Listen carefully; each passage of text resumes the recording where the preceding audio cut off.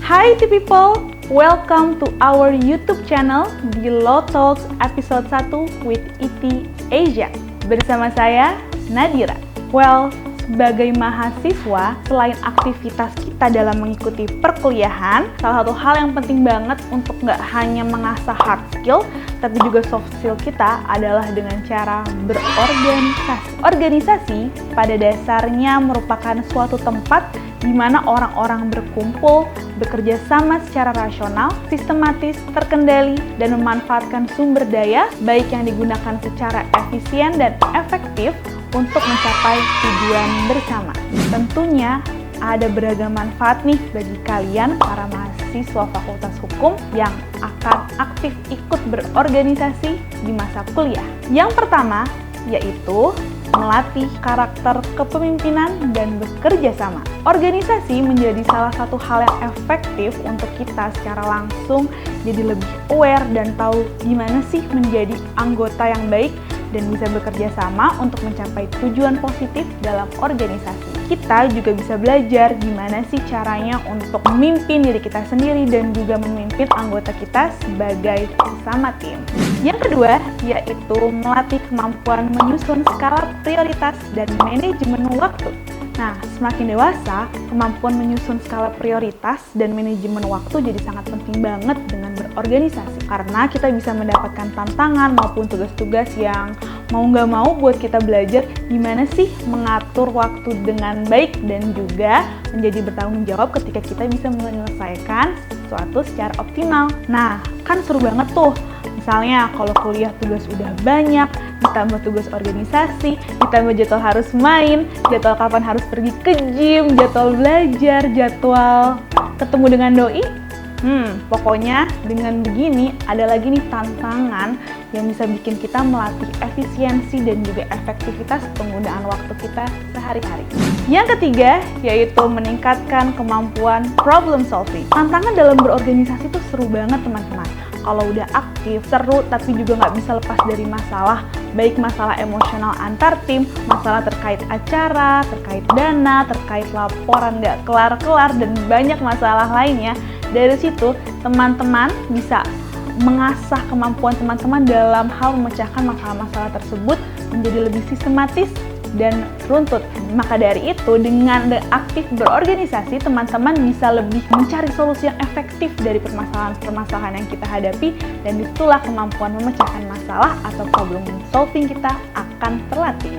Yang keempat, yaitu memperluas relasi atau networking. Gue kenal dia itu anak acara yang itu kan? Oh, itu dia. Gue tahu tuh, gue kenal dia kok. Waktu itu dia masuk di acara gue. Nah, IT people, kalau kalian aktif nih dalam berorganisasi, serunya adalah kalian bisa punya banyak teman, banyak kenalan dengan memperluas networking atau relasi yang kalian bangun dari adanya organisasi. Nah, ini bisa juga jadi potensi untuk kalian memperluas relasi atau networking, di mana lingkungan kalian bisa bikin terisi oleh orang-orang yang insightful, inspiratif, atau bisa menjadi teammate kalian dalam suatu pekerjaan. Yang kelima, yaitu ilmu baru di luar kelas. Dengan kalian aktif berorganisasi, maka kalian akan dapat ilmu baru yang sifatnya memperdalam ilmu-ilmu yang sudah kalian pelajari di luar kelas. Nah, kalian juga bisa belajar ilmu-ilmu baru yang nggak bisa kalian temukan di luar kelas. Misalnya seperti penyusunan laporan, penyusunan proposal, penyusunan laporan pertanggungjawaban, dan misalnya kalian juga bisa tahu gimana sih cara praktik berkomunikasi dengan orang lain dan sebagainya. Oke, people, tadi kita udah paham ya apa itu organisasi dan juga manfaat bagi kalian yang aktif berorganisasi. Nah, sekarang IT Asia akan sharing nih mengenai organisasi apa sih yang cocok bagi para mahasiswa Fakultas Hukum yang ingin aktif berorganisasi di lingkungan kampus. Salah satu yang IT Asia rekomendasi banget nih buat IT people yaitu ALSA atau Asian Law Student Association dan Permahi atau Perhimpunan Mahasiswa Hukum Indonesia. Yang pertama yaitu Perhimpunan atau Asosiasi Mahasiswa Hukum. Sebagai organisasi mahasiswa hukum lintas universitas yang bertujuan membentuk kader profesi hukum dan menciptakan sumber daya manusia di bidang hukum yang independen dan profesional, maupun perhimpunan ini juga cocok banget untuk teman-teman yang ingin berprofesi sebagai praktisi hukum, yang bisa belajar berorganisasi dan terlibat di kegiatan-kegiatan Permahi yang fokusnya membahas terkait profesi-profesi hukum yang ada di Indonesia. ALSA yaitu merupakan organisasi yang bertujuan agar anggotanya, yaitu mahasiswa Fakultas Hukum, agar berwawasan internasional, bertanggung jawab, berkomitmen secara akademik, dan memiliki kemampuan hukum yang baik, serta kegiatan-kegiatan yang diselenggarakan sendiri sangat beragam dari mulai kompetisi karya ilmiah, law fair, seminar tentang hukum, dan juga workshop atau training hukum. Yang kedua yaitu peradilan semu. Kalian suka nggak sih scene sidang How to Get Away with Murder di Netflix? Atau suka gaya pembawaan lawyer cantik di I Hear Your Voice? Sama nih kita. Nah, kabar baiknya, kalian bisa belajar lebih dini dan praktik secara langsung seperti peran-peran dalam film tersebut kalau ikutan organisasi peradilan semu. Sebetulnya jadi mahasiswa Fakultas Hukum nantinya di semester kelima atau sampai 7 akan ada mata kuliah terkait penyelesaian sengketa baik pidana maupun perdata sampai tata usaha negara. Tapi dengan ikut organisasi ini, peluang kalian untuk praktik dengan lebih sering sampai membuat berkas-berkas seperti dakwaan, tuntutan, eksepsi, pledoi, dan sebagainya jadi lebih dini, terasa, tajam, dan terlatih lagi. Biasanya, organisasi peradilan semu ini ada di universitas kalian dengan nama-nama tertentu. Contohnya, ada di UGM, yaitu Komunitas Mahasiswa Peradilan Semu bernama Satya Paramarta.